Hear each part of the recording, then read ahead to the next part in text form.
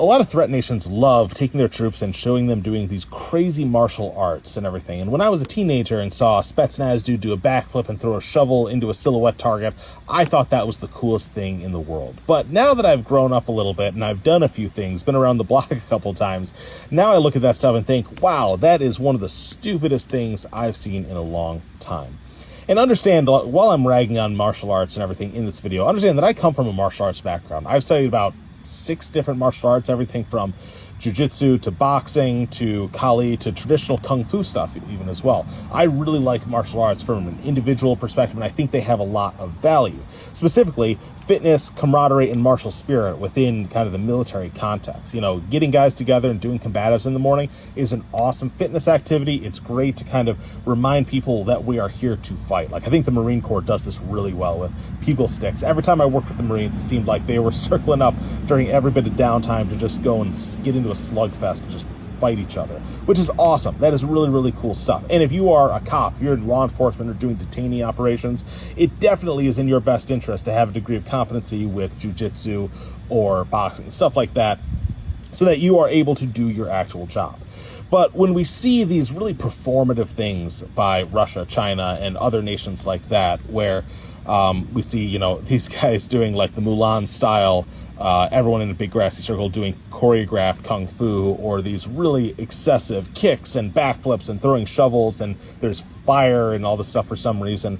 This is not effective combat training. Just fundamentally, this is not. There is a place for martial arts in the military world. This sort of stuff specifically, this performative choreographed stuff, is not effective stuff. And there's a reason why nobody in the MMA or any more competitive sport does stuff like this.